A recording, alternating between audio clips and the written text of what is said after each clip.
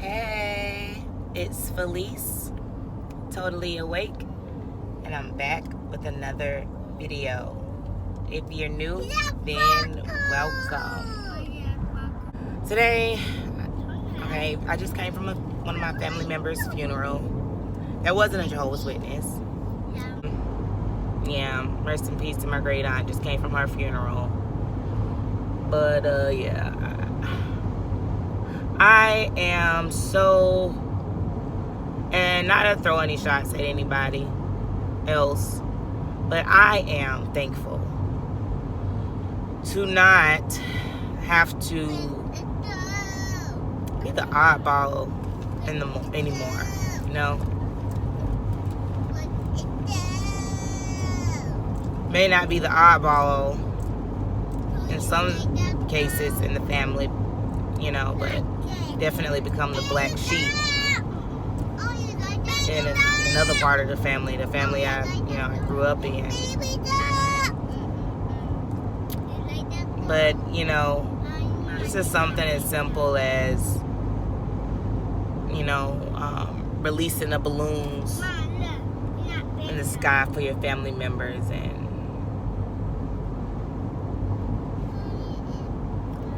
you know, just to be able to participate, to give my kids a balloon and let them participate, and not to just feel like, oh no, I don't want one, you know, for whatever Jehovah's Witness reason. But just to feel free, to be able to, you know, sit in a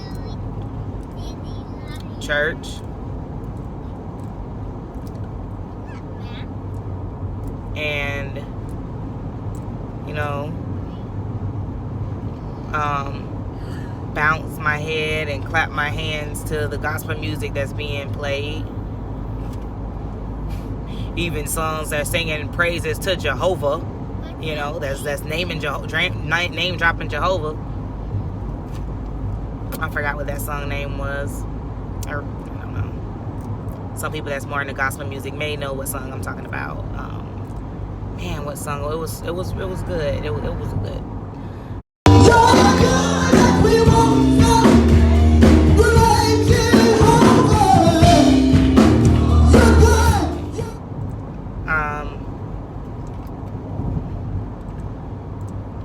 Be able to just enjoy the celebration of life without having to have my Jehovah's Witnesses beliefs interfere with that. Felt really nice to be able to stand up, you know, when asked to stand, and everybody stands up and, you know, say a prayer or whatever. Just to be able to participate and feel included is nice. Not have to feel secluded. Not have to feel like you got to make some type of odd stand. Means, you know,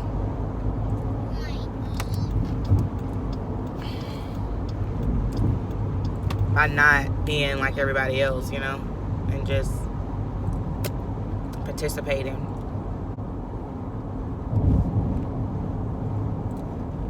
I'm the black sheep of my family.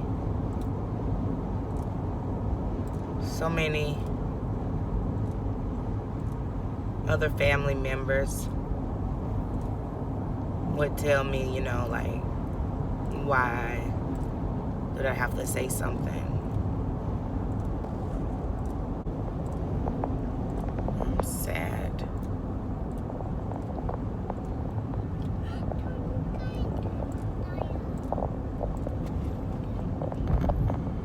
My dad was at the funeral, and we're not really on the best terms anymore. It all started when I couldn't help but share with him that I was on a snippet part of the documentary that came out on Vice TV. You're in a false religion. You're in a cult. It's their policies that's protecting pedophiles. He wasn't excited to hear it. Sometimes I like to think that my dad is awake, but then, or at least on the road to being awake, partially awake, partially woke. But then something will happen to let me know he just as asleep as them all. Just as asleep as the rest of them. But he must have either listened to David Splane's talk on apostates, or he heard the rest of my family talking about it, and I'm sure they were talking about me. But as soon as I could tell him, all he was starting to say to me was, you know, you ever think that you might be, you think you helping people, but you ever think that, you know, you might be inviting demons into your house, and, you know, when you start, when your household start facing calamity, and then this is why, because you're inviting demons in. It made me so mad because all I could think about was David Splane's talk and how he must have had a whiff of it, or at least, you know, it was some talk about it in that household between my mom, my grandma. I know they heard David Splane's talk. Now, Paul compares the Bereans with the Thessalonians. What do we know about the Thessalonians? Well, they didn't have YouTube in those days. But at one point, the Thessalonians apparently heard a rumor. And did you notice what Jude said about those false brothers? They had slipped in. They were sneaky. Well, that was true back then, and it's true today, as we'll see. And brothers, this is a very serious matter that we're considering today. Think of this. Was the Christian congregation brought down by persecution in the 2nd and 3rd centuries? It wasn't. It was brought down by false brothers, apostate teachings. And so the devil can use an outright attack. He can use persecution to try to batter the structure of the Christian congregation, but sometimes he uses rot from within, a subtle means to attack us. So first, let's talk about apostasy, and we'll call it spiritual poison. Now think about poison. What's the best way to avoid being poisoned? Well, we have to recognize poison when we see it and then avoid it. And the same principle applies to teachings that could destroy our faith. Satan is behind the twisted teachings of apostates. He's the father of the lie. And those who lie are doing exactly what their father does. The apostates have nothing to offer us, brothers. All they have to offer is hate. All they have is to offer is criticism and negative talk. And, you know, I know that they think of me when they hear that I'm rot. I'm the rot from within. Probably was even thinking of me as a little old baby. You baby. Yeah, that's me. I'm a baby. I know. All of them me. All of them is me. Look at me. Look at me. Look at me. Look at me. Look at the baby me. And, you know, I always just been right. You know, I was, Satan was always my father. You know, I don't know what the hell. Like, but anyway, we start talking, and I'm just like, you know, being my passionate self, and I'm just like, you know, I don't want to be a part of a religion that, you know, allows kids to be hurt and stuff like that. And he's like, you know, would you ever molested? And I'm like, no, but, you know, I have 3 kids, and it matters to me. Even if I didn't have kids, like, it matters to me that I was a part of an organization that, you know, allows kids to get hurt because of a 2-witness rule, you know. And, you know, I went on to say that, you know, I don't want to be a part of a religion that would be proud of me and would have my parents be proud of me had I let my daughter die, refusing a life-saving blood transfusion. And he's like, what?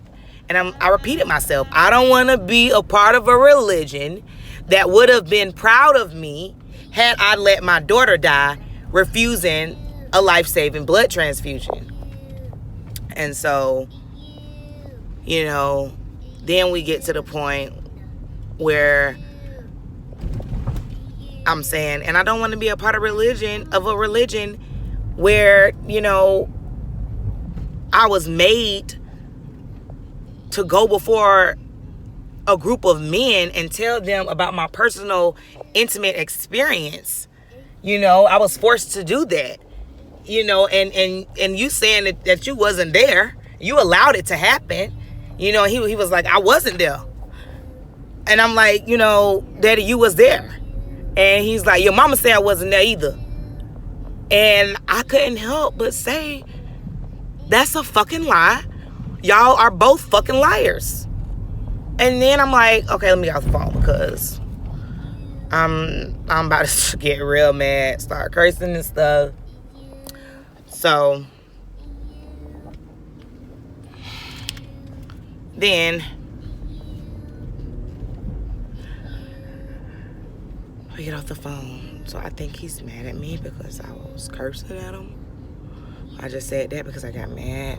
But I did text him and tell him, you know, I'm sorry about the cursing and stuff. I just got so upset because, you know, when I think about when he first said this, I was calm. Okay, Daddy, you know, that's not true. And he even said it again in this next conversation, you know, and I'm still like, you were there. And then when he said that my mama said that he wasn't there, it's like, okay, I gotta call y'all live because y'all not finna make it seem like I'm crazy. Y'all crazy. Y'all crazy. Y'all both in cahoots now. You know what I mean? Like, no, I'm not finna just, no, you were there. You were there, man. And, you know, just like I sent him in the text message, at first I was just kind of still feisty, even though I was apologizing about the cursing. I was still just saying, you know, just like one of my viewers told me to ask him what he would have did if you were there. And so I asked him, what would you have did if you were there? And then I said, I know, you would have just sat there and held your head down and then years later said you weren't there. Because that's exactly what the hell happened. Because he was there. You know what I'm saying? Like, man, it's so hurtful. But then I'm the bad kid. I'm bad because I cursed. Like, I'm mad though, you know. And so then, like, we ain't really been talking since then. I tried to send him a picture of my kids the first day of school. He ain't say nothing. So that was like only a couple of days like after. And yeah. And so when I seen him at the funeral, you know, we ain't really say nothing. It's just not good. I'm not posting this. Hi, so yeah, I said I wasn't going to post, but here I am posting. And sharing has been therapeutic for me, and I certainly hope that I am helping someone on their awakening journey by my sharing. Now, let's go back to the point where my dad said he wasn't there. Now, hypothetically speaking, let's say he wasn't there because, you know, my dad, he did used to, you know, have his own little bus company, and he would be going out of town on his little trips or whatever at work. So sometimes he wasn't there. I distinctly remember when the act happened, he wasn't there. However, when it was time to talk to the elders about what I had done, my sin I had committed, he was there. So let's say he wasn't there, though, since he wants to believe he wasn't there. If he wasn't there, he knows the protocol. He was born and raised in this religion, and he knows that the protocol is for when things happen like this, you are supposed to take your family and go before the congregation elders, okay? He never once stopped my mother and told her, hey, you know, honey, I know that this is the protocol, but we're not doing that. Do not take my daughter before elders to talk about her intimate experience. She is a minor child. We are not doing that. You know, he didn't do that. That just did not happen. So the responsibility still lies on him. You know, my mother, you know, she's saying my dad wasn't there. You know, if my dad wasn't there when I was asked these questions, because she didn't say she wasn't there. So she was there when I was asked these questions. Why didn't she stop and say, hey, wait a minute. We're not going to do this. You're not going to ask my daughter these questions. And hold on. And I'm about to call my husband. Nobody said that. So they're still guilty. They don't want to admit that they're guilty, because then they would have to admit that their religion is flawed, and then they would have to really kind of dive into how flawed is their religion, and just how much they probably should have did differently. And I love my parents. This is out of love. I haven't talked to, definitely haven't talked to my mom. Still haven't talked to my dad, but yeah, again, this sharing is therapeutic for me. So y'all like, share, subscribe, and I'll see you in the next video.